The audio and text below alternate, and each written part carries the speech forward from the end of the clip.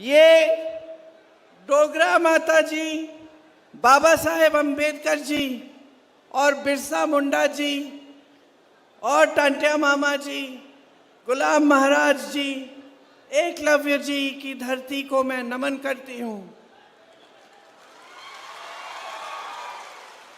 शहीद श्री शिरीष कुमार जी को भी मैं नमन करती हूँ। ये एक पावन धरती है, आपकी धरती है। आपने इसको अपनी मेहनत से सींचा, अपनी श्रद्धा से सींचा। यहाँ आकर आज मुझे बहुत खुशी भी है, बहुत गर्व भी है।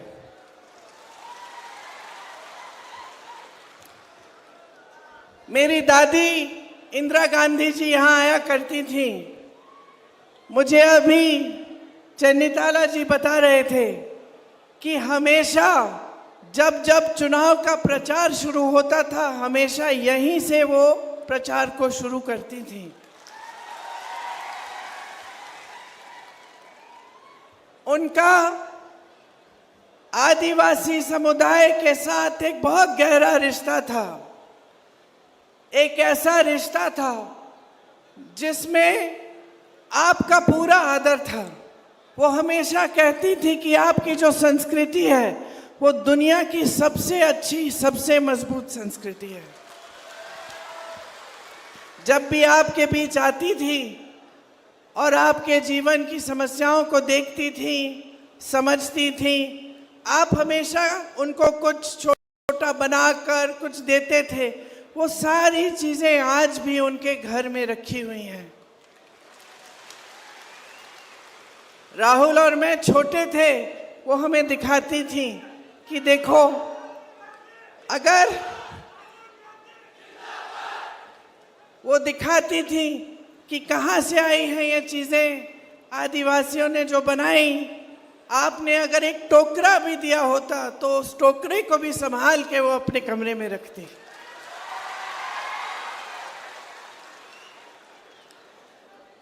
उनसे मेरी माता जी सोनिया जी ने भी आपका आदर करना, आपकी संस्कृति का आदर करना सीखा। इंदिरा जी ने आपको जल, जंगल और जमीन पर अधिकार दिया। संविधान को हमेशा मजबूत रखा, हमेशा अपने आपके अधिकारों के लिए लड़ी। जहां जहां आपको जरूरत थी वहां वहां वो आपके बीच आई और आपके जो अधिकार हैं, आपकी जो समस्याएं हैं, उनको सुलझाने के लिए काम किया, आपके अधिकारों को मजबूत करने का काम किया। सोनिया जी, जैसे मैंने कहा, ने भी उनसे सीखा। कांग्रेस के समय में SC/ST सब प्लान बना। राजीव जी के समय में SC/ST अत्याचार निवारण कानून बना, जिससे अगर आप पर अत्याचार होता तो सख्त से सख्त कार्रवाई की जाती है। पेशा कानून भी कांग्रेस ने बनाया और मेरे पिताजी ने जो पंचायती राज का कानून लागू किया, इससे आपके अधिकार और भी मजबूत बने। बाद में सोनिया जी ने मनमोहन सिंह जी के साथ फॉरेस्ट राइट एक्ट बनाया, जिससे आपको जंगलों पर अपना पुराना अधिकार मिला। और यहीं से नंदुरबार से मनरेगा का कार्यक्रम शुरू हुआ, जिससे आपका रोजगार गांव में 100 दिन का रोजगार गारंटी होता था।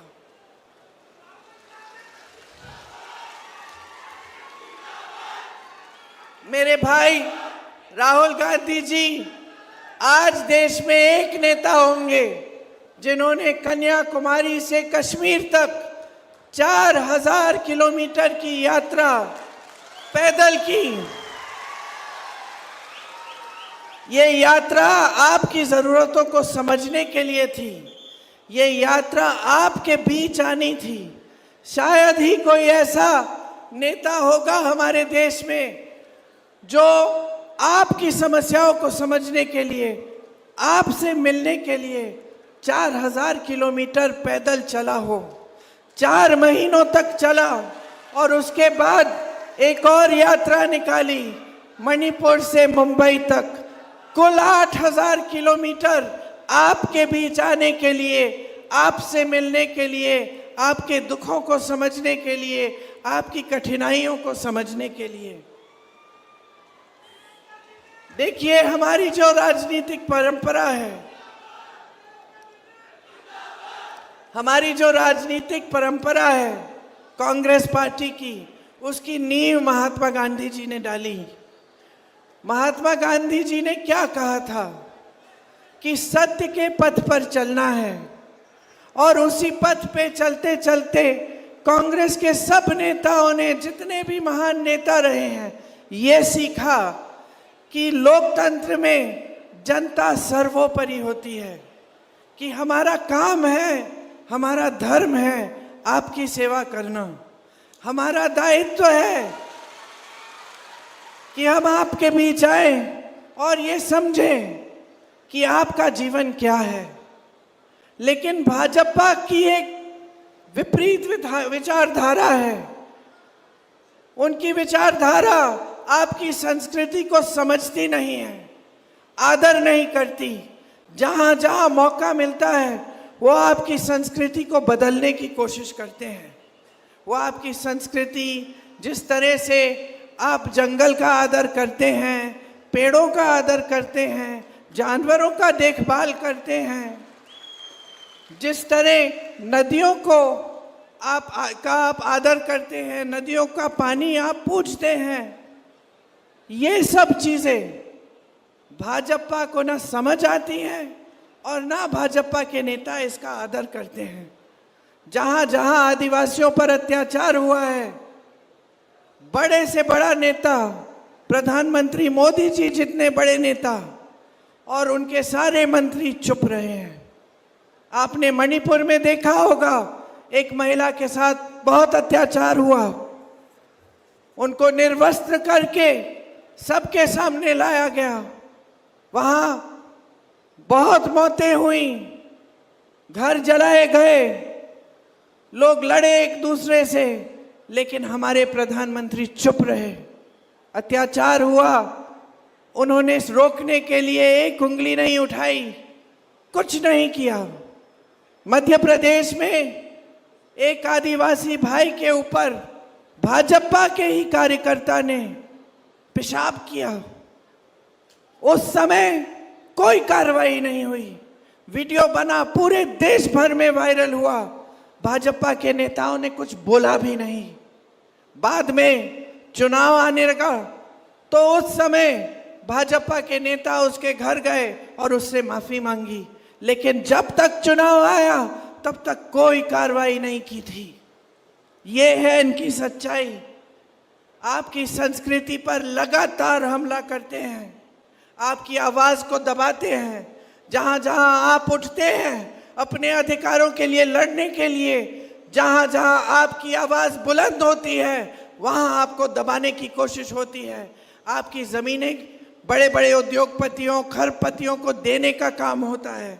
जब आप आवाज उठाते हैं तब आपके पक्ष में, आपके साथ खड़े होने के बजाय आपको दबाया जाता है।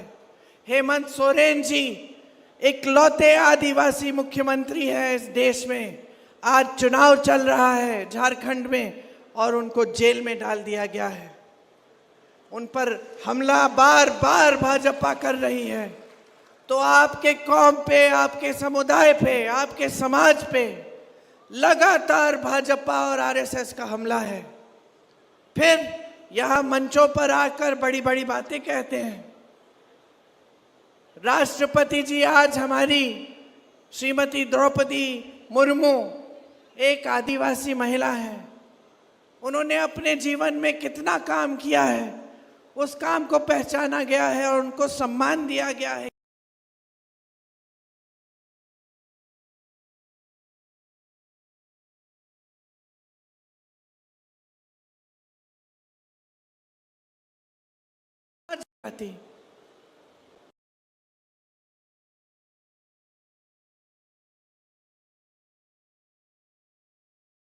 जो संसद होता है तो हमेशा राष्ट्रपति जी का दायित्व बनता है कि वो उद्घाटन करें, वो संचालन करें, क्योंकि वो पद जो है वो हमारे पूरे भारत में सबसे बड़ा पद है।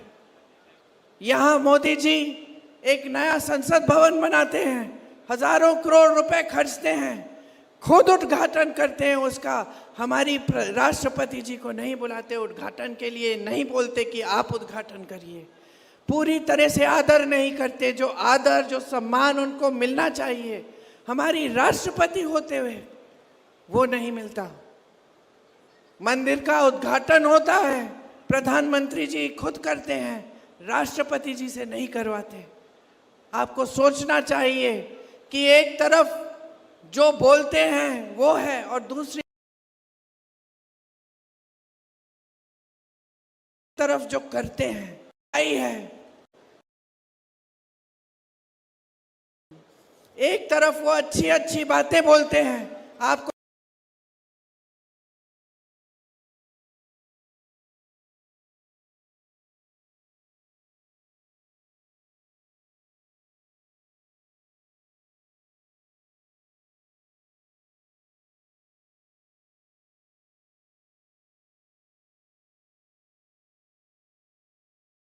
नहीं करवाते। आपको सोचना चाहिए कि एक तरफ जो बोलते हैं वो है और दूसरी तरफ जो करते हैं, इन दोनों चीजों में एक बड़ी खाई है। एक तरफ वो अच्छी अच्छी बातें बोलते हैं, आपको कहते हैं कि आदिवासी समाज का सम्मान किया, लेकिन दूसरी तरफ जब असली सम्मान देने का वक्त आता है तो पीछे हट जाते हैं। बार बार ऐसा होता है। क्यों होता है? मोदी जी चाहे आदिवासियों के बारे में बात करें, चाहे देश के गरीबों के बारे में बात करें, कहते कुछ है, करते कुछ और है। सम्मान एक बहुत गहरी भावना होती है। जो असली सम्मान करता है वो उसका राजनीतिक फायदे के लिए सम्मान नहीं करता। आपके आगे जब मोदी जी आते हैं तो सिर्फ अपना राजनीतिक फायदा साधने के लिए आपके सामने सुंदर सुंदर बातें करते हैं, लेकिन उनकी पार्टी लगातार आप पे हमला कर रही है, उनकी पार्टी लगातार आपका अपमान करती है और वो कुछ नहीं कहते। महाराष्ट्र में 2 लाख आदिवासियों को पट्टे नहीं दिए गए, पूरे देश भर में 22 लाख आदिवासियों को पट्टे नहीं दिए गए। ये क्या आदिवासियों का सम्मान है?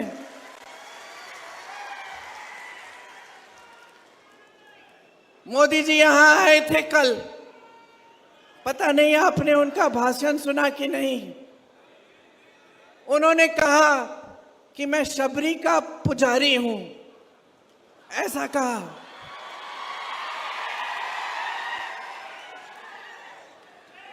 चलिए आप खुद ही हंस रहे हैं तो मैं क्या कहूं। कहा भगवान राम जिन्होंने शबरी को सम्मान दिया, कहा नरेंद्र मोदी जी जिन्होंने सैकड़ों शबरियों का अपमान देखते हुए अपना मुंह बंद रखा। कहा मोदी जी कि हाथरस की एक बहन पे अत्याचार हुआ, उसको रात को जलाया गया, उसके माँ बाप को बुलाया भी नहीं गया उसके अंतिम संस्कारों के लिए, और मोदी जी चुप रहे। उनकी सरकार ने जिसने अत्याचार किया उसकी मदद की। कहा भगवान राम और शबरी, और कहा नरेंद्र मोदी जी और हाथरस की हमारी बहन। कहा भगवान राम और शबरी जी और मोदी जी और उन्नाव की हमारी बहन, जिस पर बार बार अत्याचार हुआ, जिसके पिताजी के खेत जलाए गए, जिसके भाइयों को पीटा गया, जिसकी भाभी को धमकाया गया और अंत में जिसको खुद जलाया गया। 1 किलोमीटर चली, मोदी जी की चलते हुए चली, जब तक गिर के मर गई। मोदी जी की सरकार ने एक उंगली नहीं उठाई उनको मदद करने के लिए, मोदी जी ने पलक नहीं झपकाई। कहा भगवान राम और शबरी, और मोदी जी की खोखली बातें।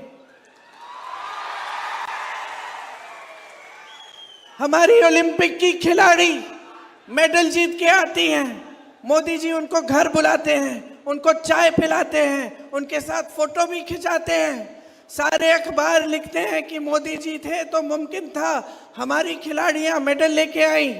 वही खिलाड़ी जब चीख चीख के न्याय मांगती है, जब सड़क पर बैठते हुए रोते हुए कहती है मोदी जी मेरी मदद करो, मेरा अत्याचार हुआ है, तो मोदी जी अपने घर से नहीं निकलते। मोदी जी एक लफ्ज नहीं कहते, चुप रहते हैं। कहां भगवान राम और शबरी, और कहां मोदी जी और ये सारी महिलाएं जिनका अत्याचार इनकी आंखों के सामने हुआ, और इनकी सरकार ने अत्याचारियों की मदद की, उनकी रक्षा की। कहां मोदी जी जो उन्हीं अत्याचारियों के बेटों को टिकट दिए इस चुनाव में, वो सब चुनाव लड़ रहे हैं और वो महिलाएं आज तक रो रही हैं। मोदी जी की बातें खोखली हैं, मोदी जी का सम्मान खोखला है, सिर्फ बोलने की बातें हैं, सिर्फ वोट लेने के लिए बातें हैं, कोई वजन नहीं है उनकी बातों में। कहते हैं मैं अकेला लड़ रहा हूं, मैं अकेला लड़ रहा हूं भ्रष्टाचार के खिलाफ। आप और अकेले कैसे? सारी सत्ता आपके पास है, सारे साधन आपके पास हैं। आप ही के लोग कहते हैं कि दुनिया के सबसे बड़े नेता हैं आप, दुनिया के सारे प्रधानमंत्री, दुनिया के सारे राष्ट्रपति आपके साथ हैं और आप अकेले लड़ रहे हैं। मंच पे आते हैं चुनाव के समय, रोने लगते हैं बच्चे की तरह, कहते हैं कि मुझे गाली दी, कहते हैं कि मुझे गाली दी। अरे हिम्मत करिए मोदी जी, सार्वजनिक जीवन है, हिम्मत करिए, इंदिरा जी से सीखिए, उस दुर्गा रूपी महिला से सीखिए जिसने पाकिस्तान के 2 टुकड़े कर दिए।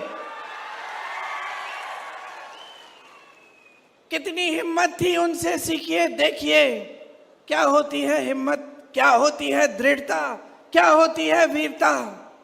लेकिन आप उनसे नहीं सीख सकते क्योंकि आप उन जैसे शहीद महान महिला को आप देशद्रोही कहते हैं। तो क्या सीखेंगे आप उनसे? जनता के सामने आते हैं, प्रधानमंत्री पद है, पद की गरिमा है, पद का एक स्तर है। कितने महान व्यक्तियों ने उस पद को संभाला, जवाहरलाल नेहरू जैसे व्यक्ति, इंदिरा गांधी जैसी महान महिला, मनमोहन सिंह जैसे सभ्य व्यक्ति, वाजपेयी जी जैसे व्यक्ति जो लोकतंत्र को समझते थे, उसका आदर करते थे। और आज आप इस पद को संभालते हुए, इस पद की गरिमा को ना देखते हुए इस पद का स्तर आपने गिरा दिया है। चुनाव के समय आपकी इतनी भी हिम्मत नहीं है कि आप जनता को बताएं कि 10 सालों में आपने क्या किया जनता के लिए। ये जनता जो रो रही है,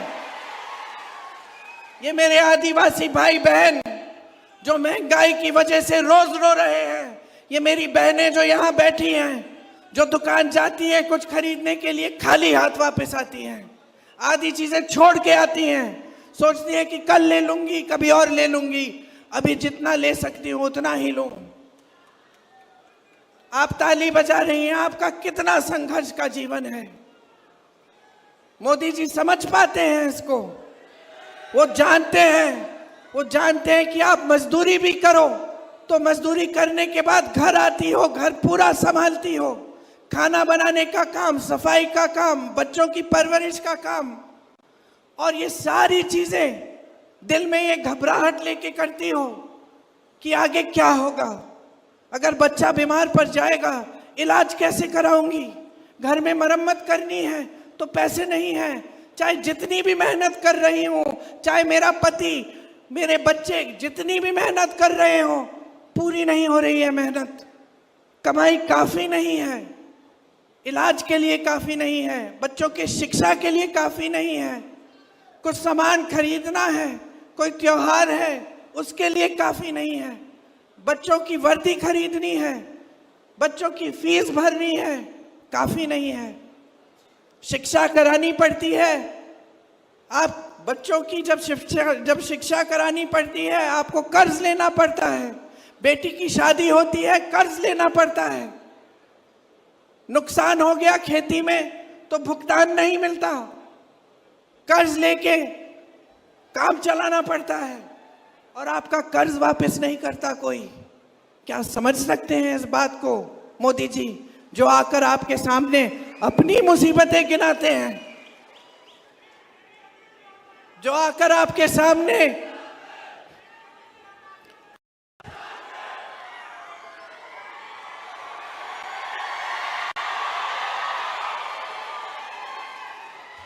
मोदी जी आज आपसे कट चुके हैं।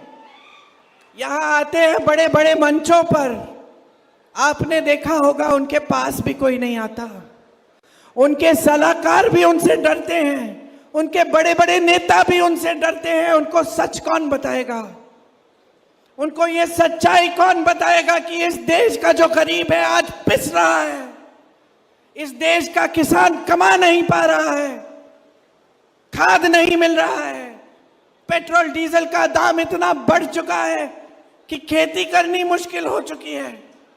कौन बताएगा इनको? आपके बीच तो आते नहीं हैं।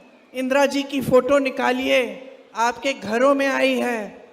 मैं सोनभद्र में जब भाजपा की सरकार के देखते देखते आदिवासियों का नरसंहार हुआ तो मैं गई, सोनभद्र में यूपी में जगह है, मैं उस गांव में गई उन परिवारों से मिलने के लिए। और मुझे पता है क्या पता चला, मुझे ये पता चला कि मेरे से पहले कई दशकों पहले इंदिरा जी वहां गई थी। एक महिला थी वहां पे, बूढ़ी सी, उसने मुझे खीर खिलाई और उसने मुझे कहा, बेटी तुम्हारी दादी मेरे घर आई थी और मैंने तुम्हारी दादी को भी ऐसी खीर खिलाई। ये है हमारी परंपरा, इस देश की लोकतांत्रिक परंपरा कि बड़ी सी बड़ी प्रधानमंत्री आपके घर झुक के आई, आपका आदर करते हुए आई, आपके घरों में आपकी समस्याओं को सुनने के लिए आई। और ये प्रधानमंत्री नरेंद्र मोदी 10 सालों से प्रधानमंत्री रहे हैं। मैं चुनौती देती हूं किसी को भी, एक फोटो निकाल लो किसी आदिवासी के घर के अंदर गए हैं।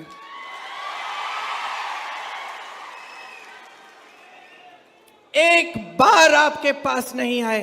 कहते हैं कि बड़ी आदर है आपके लिए, कहते हैं कि वो आपके बेटे हैं, कि शबरी जी के पुजारी हैं।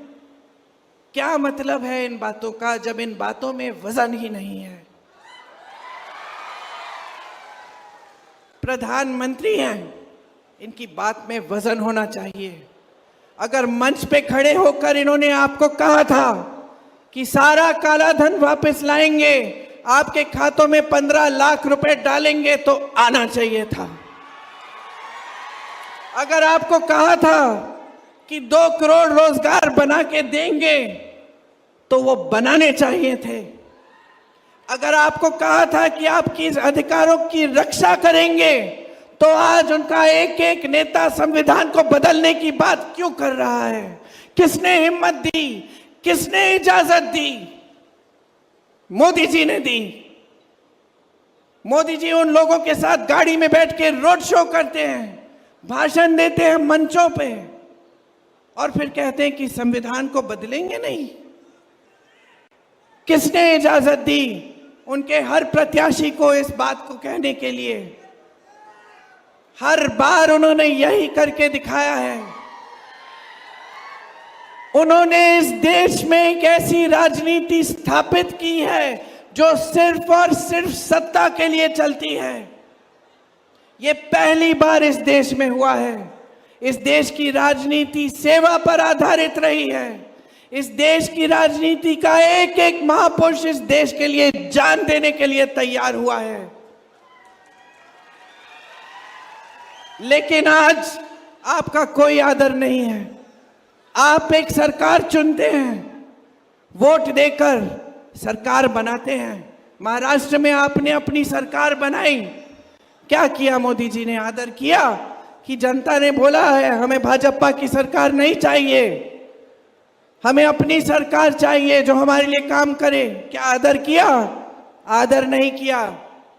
पैसे खिला खिला कर, केस डाल डाल कर, दबाव डाल डाल कर विधायकों को खरीदा और अपनी सरकार घूस देकर खुलेआम सबकी आंखों के सामने अपनी सरकार बना दी।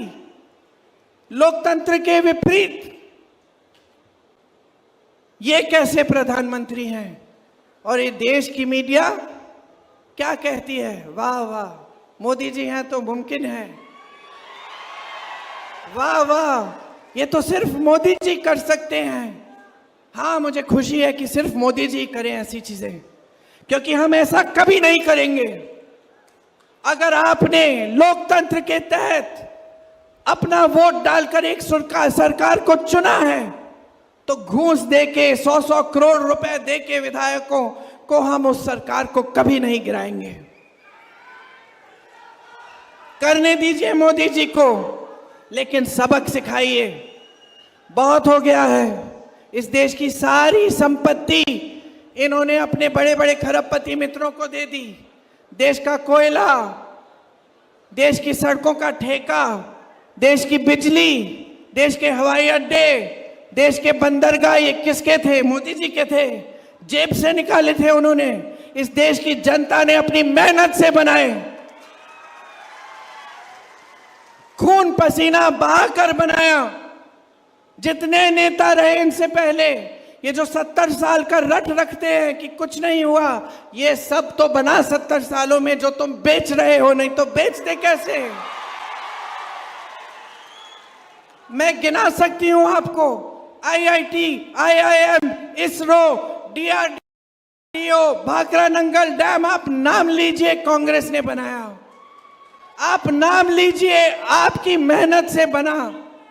और सारा एक के बाद एक, एक के बाद एक, एक के बाद एक, ये अपने खरबपति मित्रों को दे रहे हैं। मैंने आपसे बोला कि मैं जानती हूं कि जब आपको बेटी की शादी करानी है या बच्चों की शिक्षा करनी है, आप कर्ज लेते हो और आपका कर्ज माफ नहीं होता। आपको मालूम है कि इनके राज में बड़े बड़े खरबपतियों के 16 लाख करोड़ रुपए माफ हुए हैं। 16 लाख करोड़ रुपए उनके जो पहले से ही खरबपति हैं।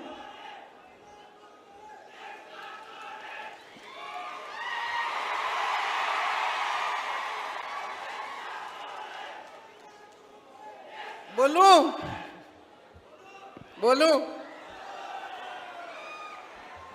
कर्ज माफ हो रहे हैं बड़े बड़े खरबपतियों के।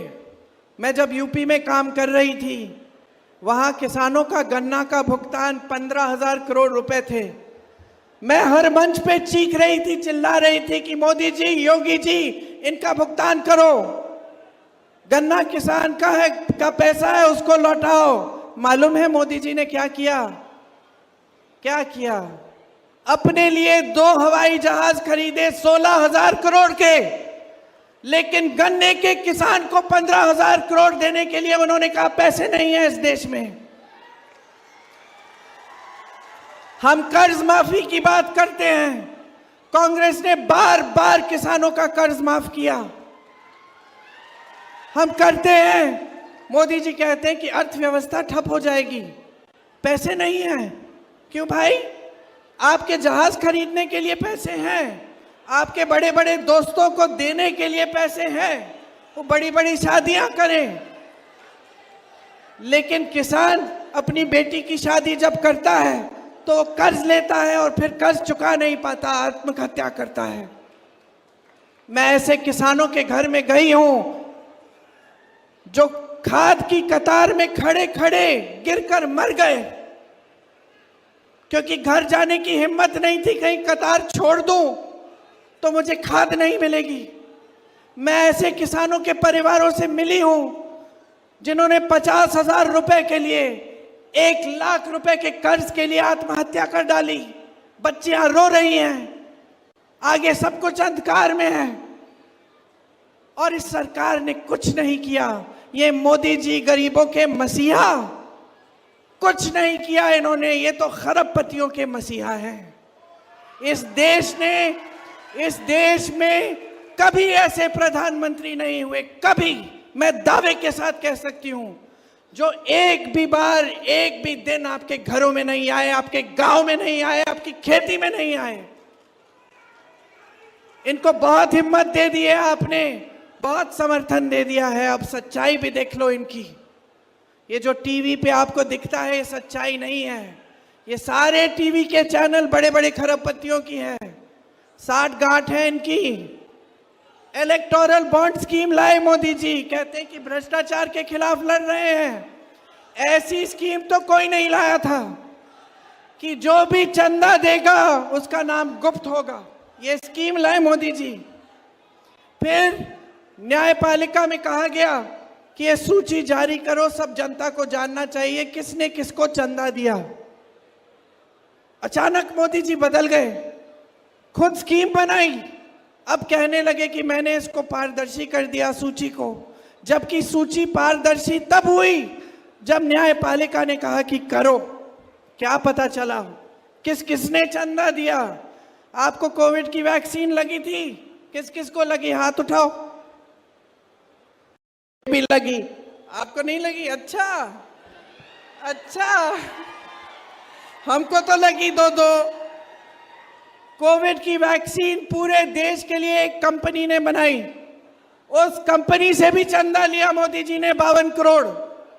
गुजरात में पुल गिरा, लोग बह गए, सैकड़ों लोग पानी में बह गए, मोदी जी ने उस पुल बनाने वाले से चंदा लिया। मोदी जी ने उन लोगों से चंदा लिया जिन पे छापा मारा था, चंदा लिया छापा बंद। उन लोगों से चंदा लिया जिनके ऊपर केस डाले थे, चंदा लिया केस ठंडे बस्ते में। चंदा है कि वसूली, चंदा है कि हफ्ता?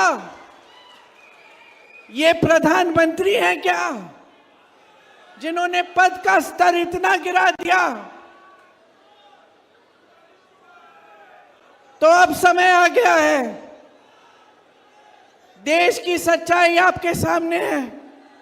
भाजपा के प्रधानमंत्री, उनकी सरकार की सच्चाई आपके सामने है।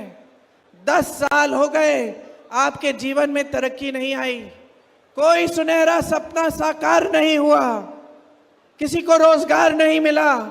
गैस का सिलेंडर 400 का होता था, 200 का होता था, ये लोग सड़क पे आ जाते थे। आज 1200 का है और सब छुप रहे हैं, मुंह छुपा रहे हैं अपना। मंच पे आते हैं तो फिजूल की बातें करते हैं, इधर उधर की। मंच पे आते हैं तो आपसे कहते हैं कि सावधान रहो, कांग्रेस पार्टी आपके भैंस चुरा देगी। बताइए, ये कोई बात हुई? ये स्तर है प्रधानमंत्री जी का? तो अब देखिए, सच्चाई आपके सामने आ गई है। कांग्रेस पार्टी आपको गारंटी दे रही है। क्या है ये गारंटी और क्यों मानना चाहिए आपको, ये मैं 2 मिनट के लिए समझाती हूं, फिर आपको और कष्ट नहीं दूंगी। देखिए, बोलो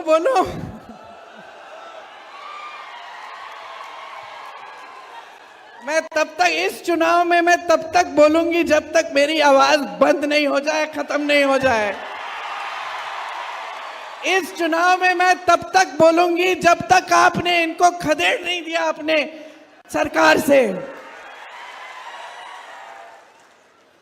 जब तक मेरा गला बैठ जाएगा तब तक बकबक करती रहूंगी। देखिए बहने, आपका जीवन बहुत मुश्किलों से भरा है। कांग्रेस पार्टी जो गारंटी दे रही है उसका प्रमाण ये है कि जहां जहां हमारी प्रदेश की सरकारें हैं वहां हम करके दिखा रहे हैं।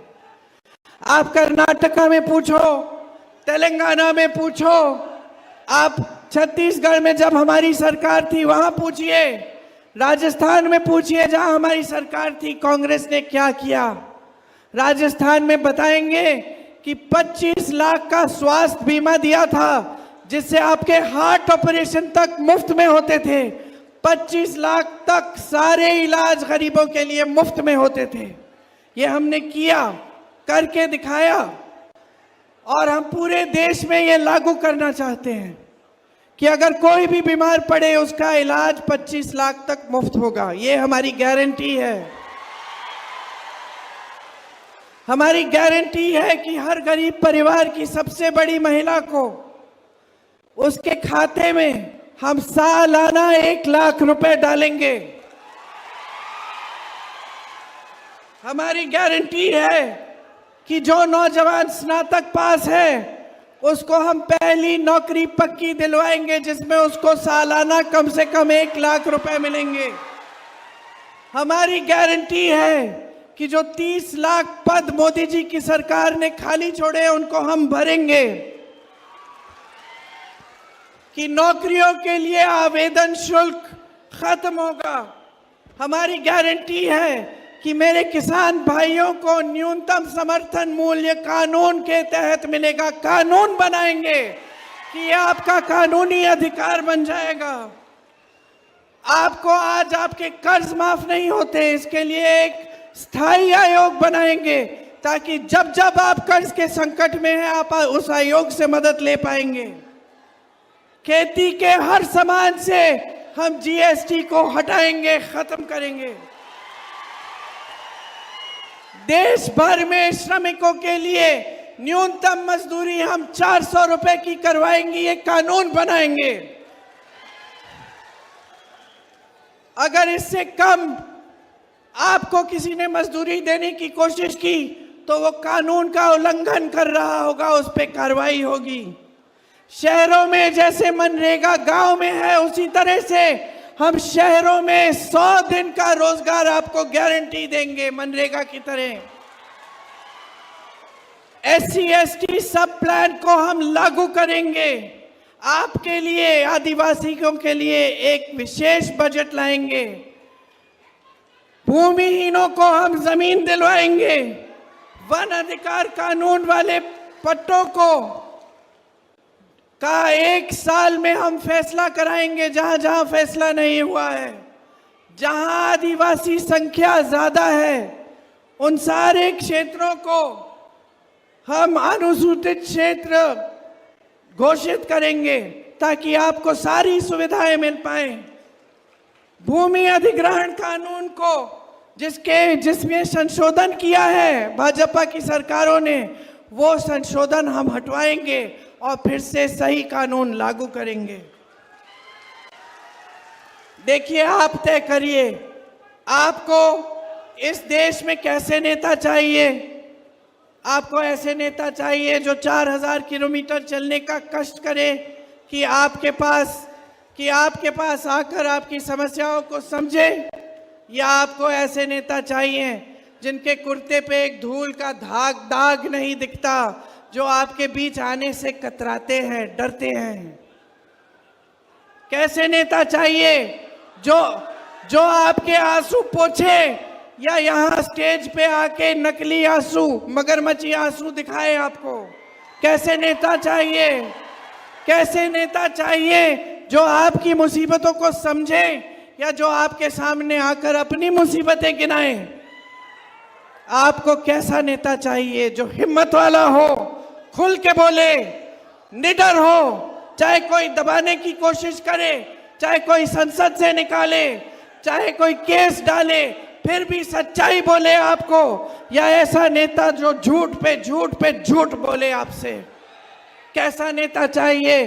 कैसी राजनीति चाहिए? असूलों की राजनीति, एक समर्पण और सेवा की राजनीति, की सत्ता की राजनीति, जो सिर्फ सत्ता चाहती है, सिर्फ शोहरत चाहती है, सिर्फ शान और सम्मान अपना चाहती है, लेकिन जनता का सम्मान नहीं करती? आप तय करिए। चुनाव 2 दिन में है। कब है? 11 को, 13 को चुनाव है। आज 11 तारीख है। 2 दिन में चुनाव है। 2 दिन में तय करने जा रहे हो कि इस देश का भविष्य क्या होगा।